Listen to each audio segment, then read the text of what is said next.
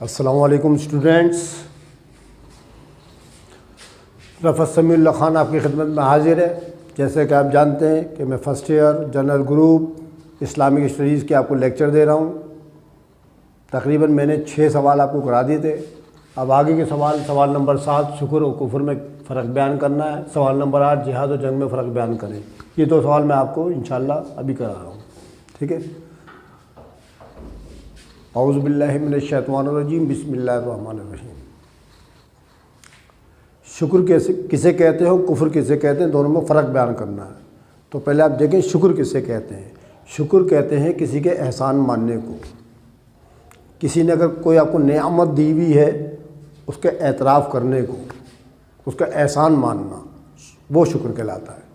مثال کے طور پر آپ جانتے ہیں کہ اللہ تعالیٰ نے ہم کو بے شمار نعمتیں سے نوازا ہوا ہے۔ اللہ تعالیٰ نے جو ہم کو بے شمار نعمتیں دی، اس کا شکر ادا کرنا ہم پر واجب ہے، کیونکہ اتنی بے شمار نعمتیں اس نے ہم کو دے رکھی ہیں۔ مثال کے طور پر ہمارے باڈی کو دیکھ لیں، آپ اپنے جسم کو دیکھ لیں، ہمارے جسم کو دیکھ لیں، اس میں 360 نعمتیں تو اللہ تعالیٰ نے ہم کو اسی میں دے رکھی ہیں۔ اس کے علاوہ ہم کو باہر کی بہت سی نعمتیں، مثال کے طور پر ہم کو ماں باپ دیے، ہم پر احسان کیا، ہم کو ماں باپ دیا، ان کی ہمیں بہن بھائی دیے، ہمیں گھر دیا، ہمیں دولت دی، ہمیں تعلیم دی، اور سب سے بڑا شکر ہمیں اس بات کا ادا کرنا چاہیے، احسان اس بات کا ماننا چاہیے اللہ تعالیٰ کہ اس نے ہمیں امت محمدیہ صلی اللہ علیہ وسلم میں پیدا فرمایا۔ یہ سب سے بڑی نعمت ہے۔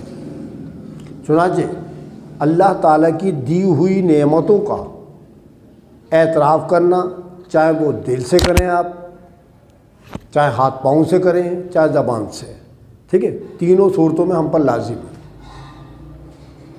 دنیا کے اندر بھی ہم دیکھتے ہیں کہ جب کوئی ہم پر کوئی احسان کرتا ہے تو ہم اس کا شکریہ ادا کرتے ہیں۔ مثال کے طور پر اگر ہم کسی شخص سے کوئی 1 گلاس پانی مانگے اور وہ ہم کو پانی پلا دے تو ہم اس کا شکریہ ادا کرتے ہیں، اس کو تھینک یو کہتے ہیں۔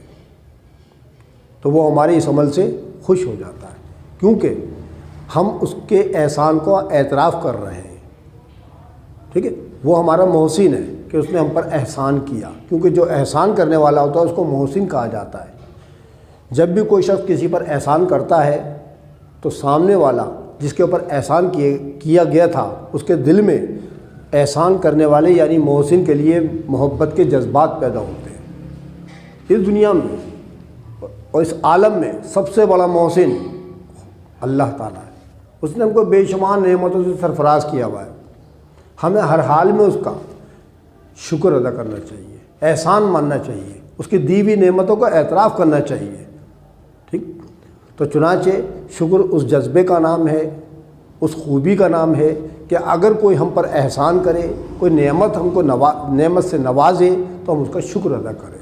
یہی وجہ ہے کہ اللہ تعالیٰ نے جب ہمیں رزق دیا ہے، جب ہم کھانا کھاتے ہیں تو کھانا کھانے کے بعد ہم الحمدللہ کہتے ہیں کہ اللہ تیرا لاکھ لاکھ شکر ہے کہ تو نے ہم کو کھانے کو دیا، کیونکہ اگر تو ہمیں کھانے کو نہ دیتا تو ہمارا حال بھی وہی ہوتا جس طرح لوگ بھوک اور افلاس کی زندگی گزار رہے ہیں۔ لاکھ لاکھ شکر ہے، اے اللہ تیرا لاکھ لاکھ شکر ہے تو نے مجھ کو آنکھیں دی، اے اللہ تیرا لاکھ لاکھ شکر ہے کہ تو نے مجھے کان دیے، زبان قوت گویائی دی جس کے ذریعے میں اپنے خیالات کا اظہار کر رہا ہوں۔ تو چنانچہ یہ تو بڑی بڑی مثالیں میں نے آپ کو آنکھ، کان، زبان وغیرہ کے دیتی۔ اس کے علاوہ اللہ تعالیٰ نے ہمارے باڈی کے اندر، جیسا کہ میں نے پہلے بھی کہا کہ 360 نعمتوں سے نوازا ہوا ہے ہم کو، ہمیں ہر حال میں اس کا شکر ادا کرنا چاہیے۔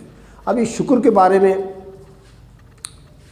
میں یہ کہنا چاہتا ہوں کہ ہمارے پیارے نبی حضرت محمد صلی اللہ علیہ وآلہ وسلم ادائے شکر میں رات بھر نماز کے لیے کھڑا رہا کرتے تھے۔ آپ کے پیروں میں ورم آ جایا کرتا تھا، لیکن آپ قیام میں کھڑے رہا کرتے تھے۔ خود اللہ تعالیٰ نے سورہ المزمل کے اندر ارشاد فرمایا، بسم اللہ الرحمن الرحیم، یا ایھا المزمل قم اللیل الا قلیلا نصفہ او انقص منہ قلیلا، کہ اے کمبل پوش نبی، اے میرے پیارے محبوب، آپ رات کو قیام کیا کریں لیکن کم، ٹھیک ہے، آدھی رات یا اس سے تھوڑا زیادہ یا اس سے تھوڑا کم۔ حالانکہ اللہ تعالیٰ نے آپ کو اس بات کی اجازت دے دی کہ آپ رات کو آرام بھی کیا کریں۔ لیکن اس کے باوجود ہمارے پیارے نبی حضرت محمد مصطفیٰ صلی اللہ علیہ وآلہ وسلم عبادت میں مصروف رہا کرتے تھے۔ ایک دن حضرت عائشہ رضی اللہ تعالی عنہا جو ام المومنین ہے ہماری، انہوں نے فرمایا یا رسول اللہ صلی اللہ علیہ وسلم، اللہ تعالیٰ نے آپ کو معصوم پیدا کیا، آپ اللہ کے رسول ہیں، آپ کے اوپر تو مطلب کوئی گناہ بھی نہیں ہوتا ہے، آپ تو معصوم ہیں، اس کے باوجود آپ رات رات بھر عبادت کرتے رہتے ہیں۔ تو آپ صلی اللہ علیہ وسلم نے اس کے جواب میں ارشاد فرمایا اے عائشہ کیا میں اللہ کا شکر گزار بندہ نہ بنوں؟ تو آپ سمجھ گئے بچوں، تو نماز جو ہے شکر ادا کرنے کا سب سے بہترین ذریعہ ہے، ٹھیک ہے۔ ہر شخص کو چاہیے کہ وہ اگر شکر ادا کرنا چاہتا ہے اللہ تعالیٰ کی دی ہوئی نعمتوں کا، تو اس کے سارے فرائض جو ہم پر کیے گئے ہیں وہ ان کے فرائض ادا کریں۔ مثال کے طور پر ہمیں نماز پڑھنی چاہیے، روزے جو ہم پر فرض ہے وہ رکھنے چاہیے، زکوٰۃ جو ہم پر فرض ہے صاحب استطاعت لوگوں پر وہ دینی چاہیے، حج جو صاحب استطاعت لوگوں پر فرض ہے ان کو کرنا چاہیے، ٹھیک ہے۔ دل میں جہاد کی محبت ہونی چاہیے، سارے جتنے اللہ تعالیٰ نے حقوق اللہ ہم پر لازم کیے ہیں وہ ہمیں پوری طرح کرنا چاہیے، ٹھیک ہے۔ اگر ہمارے جسم کے سارے بالوں کو زبان عطا کر دی جائے اور وہ شکر ادا کرنا شروع کرے تو اللہ کی دی ہوئی نعمتوں کا شکر ادا ہو ہی نہیں سکتا، اتنی نعمتیں ہیں اللہ تعالیٰ نے جو ہم کو دے رکھی ہے۔ تو اسٹوڈنٹ آپ کی سمجھ میں آگے شکر کسے کہتے ہیں، ٹھیک ہے۔ شکر کہتے ہیں کسی کے احسان کو ماننا، اللہ کے احسان کو ماننا شکر کہلاتا ہے۔ اور خود اللہ تعالیٰ نے بھی ذکر کر دیا ہے کہ فَأَذْكُرُونِي أَذْكُرُكُمْ وَاشْكُرُوا لِي وَلَا تَكْفُرُونَ، کہ دیکھو تم مجھے یاد کرو میں تمہیں یاد کروں گا، تم میرا شکر ادا کیا کرو، میری نعمتوں کا انکار مت کیا کرو، ٹھیک ہے، کفر مت کیا کرو۔ اب ہم آتے ہیں پوائنٹ نمبر 2 کفر کی طرف۔ کفر کہتے ہیں کسی کے احسان کو نہ ماننا، یعنی ایک اپوزٹ ہے، یہ اپوزٹ ہے شکر کی۔ شکر اور کفر آپس میں ایک دوسرے کے اپوزٹ کے طور پر استعمال ہوتے ہیں، ٹھیک ہے۔ شکر مانے ماننا کسی کے احسان کو، اور کفر کے معنی کسی کے احسان کو نہ ماننا۔ اسی سے لفظ کافر نکلا ہے۔ کافر معنی ہوتا ہے انکار کرنے والا، یعنی کسی کے احسان کا انکار کرنے والا، وہ کافر کہلاتا ہے۔ تو چنانچہ کفر کے معنی ہو گئے کسی کے احسان کو نہ ماننا، ٹھیک ہے، اس کی دی ہوئی نعمتوں کا اعتراف نہ کرنا، اس کو کہتے ہیں کفر، ٹھیک ہے۔ کفر جو ایک بہت ہی بری خصلت ہے، اس کی وجہ سے انسان کے اندر قدر شناسی کا جذبہ پیدا نہیں ہوتا اور وہ مطلب پرست، موقع پرست اس ٹائپ کا انسان بن جاتا ہے۔ تو چنانچہ کفر انکار کرنے کو کہتے ہیں۔ کافر بھی آپ نے سمجھ لیا ہوگا، میں نے ابھی آپ سے کہا تھا کافر انکار کرنے والا کہلاتا ہے، ٹھیک ہے۔ تو چنانچہ ہمیں چاہیے کہ ہم ہر حال میں اللہ تعالیٰ کا شکر ادا کریں، ٹھیک ہے، اس کے احسانوں کو مانیں، اس کے دیے ہوئے جتنے بھی فرائض ہیں ان کو پوری طرح ادا کرنے کی کوشش کریں اور اس کی دی ہوئی نعمتوں کا انکار نہ کریں، ٹھیک ہے، کفر نہ کریں۔ تو اب آپ کی سمجھ میں آ گیا ہوگا کہ شکر و کفر میں کیا فرق ہے۔ یہ تو میرا پہلا سوال، شکر و کفر میں فرق بیان کریں۔ اب دوسرا سوال میرا، سوال نمبر 8 جو ہے جہاد اور جنگ میں فرق بیان کرنا ہے۔ اب جہاد کسے کہتے ہیں؟ جہاد کا لفظ جوہد سے نکلا ہے۔ جہاد معنی ہوتا ہے کوشش کرنا، جہاد کا لفظ جوہد سے نکلا ہے۔ جوہد کا معنی ہوتے ہیں صحیح یا کوشش کرنا۔ اب جہاد کا شریعت میں کیا معنی ہے؟ شریعت میں جہاد سے مراد وہ کوشش ہے جو اسلام کی سربلندی کے لیے کی جائے،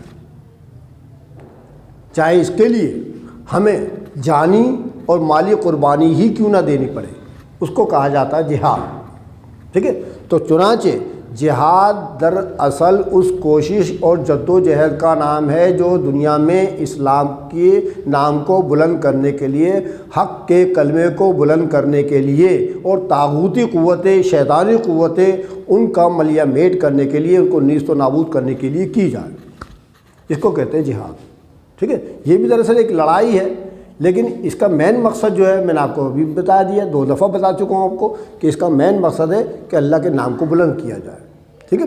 اب جہاد جو ہوتا ہے اس میں جو لوگ شامل ہوتے ہیں ان کو مجاہدین کہا جاتا ہے۔ مجاہدین جب جنگ میں حصہ لیتے ایسی لڑائی میں حصہ لیتے ہیں جو اسلام کے اور کافروں کے درمیان ہوتی ہے، جو مسلمانوں اور کافروں کے درمیان ہوتی ہے، ان میں جو مجاہدین جہاد میں حصہ لینے والے قتل کر دیے جاتے ہیں ان کو کہا جاتا ہے شہید، اور جو لوگ فتح پا کر واپس آتے ہیں ان کو کہا جاتا ہے غازی۔ جہاد کرنے میں ہر صورت میں فائدہ ہے، دونوں صورتوں میں فائدہ ہے۔ انسان اگر مارا جائے تو شہید ہو کر سیدھا جنت میں چلا جاتا ہے، اور اگر بچ کے واپس آ جائے غازی کی شکل میں تو ان کو غازی کہا جاتا ہے، جب بھی اس کا استقبال کیا جاتا ہے۔ دونوں صورتوں میں فائدہ ہے۔ تو چنانچہ جہاد دراصل ایک جد و جہد مسلسل کا نام ہے۔ جب تک یہ جہاد کا جذبہ ہمارے حکمرانوں کے اندر رہا تب تک صرف 23 سال کے عرصے میں، بلکہ میں کہوں گا 12 یا 13 سال کے عرصے میں، 12 یا 13 سال کے عرصے میں اس جذبے نے بڑے بڑے کارنامے انجام دے دیے۔ مسلمانوں کی حکومت تقریباً 20 لاکھ مربع میل کے اوپر پھیلتی چلی گئی اس جذبے کی وجہ سے، اور اس وسیع تر علاقے کے اندر لاقانونیت، جبر و تشدد، وحشت و بربریت اور جتنی بھی بری باتیں تھیں سب ختم کر دی گئی۔ ایسا لگتا تھا جیسے دنیا کے اندر کوئی برائی موجود نہیں ہے۔ یہ تھا جہاد کا جذبہ۔ لیکن جیسے جیسے جہاد کے نئے حکمرانوں کے اندر جہاد کے جذبے میں کمی آتی چلی گئی تو پھر ہماری تو کائیں پلٹ گئی۔